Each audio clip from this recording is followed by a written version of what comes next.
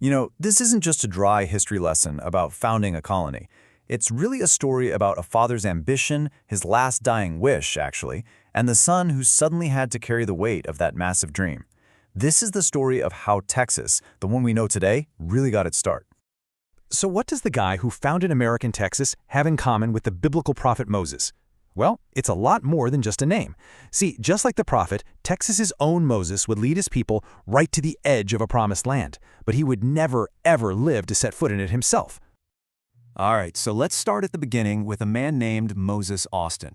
His life was, and I'm not kidding, a total roller coaster of amazing successes and just crushing failures. It was this boom and bust cycle that ended up pushing him toward one of the boldest ideas in American history. Moses Austin had some serious grit. In 1791, he builds a successful lead mining business in Virginia. He even founds a town. When that goes bust, does he quit? Nope. In 1798, he moves to Spanish Missouri, becomes a Spanish citizen, and just starts all over again.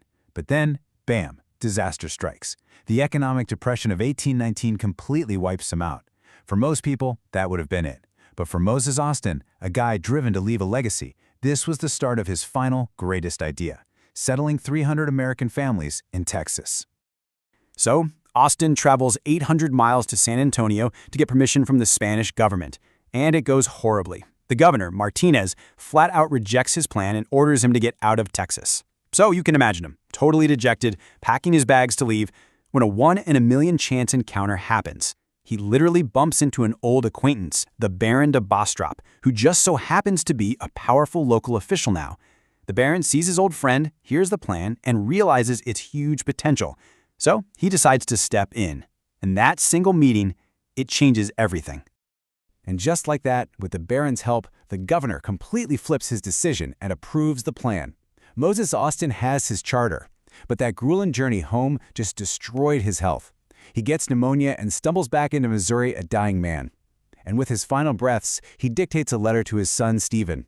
He has one last request, to carry out his dream of a colony in Texas. The torch was officially being passed. And that brings us to our second main character, Stephen F. Austin.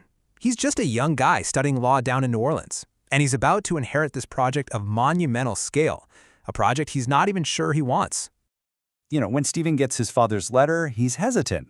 And you can't blame him, right? This is a huge, risky undertaking. It's a far cry from the stable career as a lawyer he was planning. But thankfully, he had a mentor in his corner, Joseph H. Hawkins. Hawkins had already given Stephen a place to live, books to study, and now he gave him the push and the money to take on his father's quest. So Stephen agrees and sets out for San Antonio. But along the way, he gets hit with a double blow. First, he gets the news, already a month old, that his father has died. Then, he finds out that Mexico has just won its independence from Spain. All of a sudden, the entire foundation of his mission is just gone. And this creates the absolute biggest question of the whole endeavor. His father's deal was with Spain, but now a brand new revolutionary government of Mexico was in charge. Were they really going to honor a land grant made by the very people they just overthrew? Everything was hanging in the balance. Incredibly, the answer was yes. The local governor, Martinez, who was now working for the new nation of Mexico, decided to honor the original agreement. This meant Stephen could officially get to work, not just as a settler, but as a land agent with a pretty cool-sounding title. And that title was Impresario. So what exactly is an impresario? Think of it like this. He was basically a government-approved land developer. He was granted the right to settle a certain number of families on Mexican land. But in return, he was responsible for everything, recruiting them, managing the colony, and making sure they were good law-abiding citizens. This was now Stephen F. Austin's job. And the deal he could offer people? It was insane. Just look at these numbers. A man got 640 acres, plus another 320 for his wife, 160 for each kid, and even 80 for each servant, and all for just 12.5 cents an acre, which was basically just to cover the surveying costs. This was a life-changing opportunity. So it's no surprise that families started pouring in, becoming those legendary first 300 families we now call the Old 300.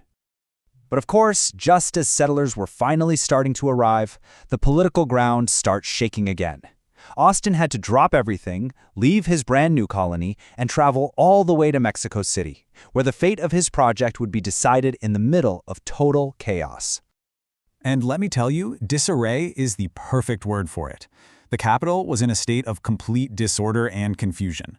The new government was unstable, powerful people were all fighting for control, and Austin had to somehow walk into this political minefield and save his colony.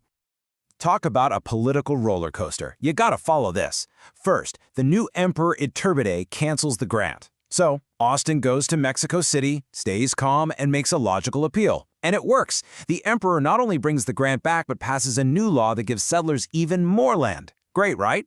Well, a few months later, the Emperor gets overthrown, and his law gets tossed out. Austin is right back at square one, having to lobby a whole new government. But his incredible persistence pays off, and in 1825, the state colonization law is finally passed, securing the colony's future for good. Okay, so with those political battles won, for now anyway, Austin could finally get back to Texas and focus on the real work, building a community, a government, and a capital, all from scratch. He chose this spot on the Brazos River and started laying out the plans for San Felipe de Austin. And this wasn't just another town. It became the undisputed heart of the entire colony. It was the center for government, for trade, for social life. Everything revolved around it. So, you'd think the leader of this sprawling new colony would live in some grand house, right? Nope, he lived in this. This is a dog trot cabin, and it's actually a really clever design for the Texas heat. It's basically two separate log rooms under one big roof, with a wide-open breezeway right down the middle. This design let any little breeze flow right through and cooled the whole house down. Humble, practical, and effective, which kind of sounds a lot like Austin himself. So remember all that political drama back in Mexico City? Was it worth it? Oh yeah. Just look at this chart. The original deal was for 640 acres for a man. After all of Austin's diplomacy and that new 1825 law, a married man could get over 4,400 acres. That is a massive increase. It really shows you what a skilled diplomat Austin was, and what an incredible draw Texas had become for American settlers. And that brings us right back to that magic number, 300. By the end of 1825, after all the setbacks, the political chaos, and the uncertainty, Stephen F. Austin had done it. He had successfully settled his initial quota of 300 families. The torch had been passed, and the dying wish of his father, Moses Austin, had finally been fulfilled. So yeah, Austin's colony was a stunning success. He honored his father, and he opened up a new frontier. But it leaves us with this really big, kind of heavy question. By bringing thousands of Americans, with their own language and culture, onto Mexican soil, did the father of Texas also accidentally plant the seeds for a conflict that was bound to happen?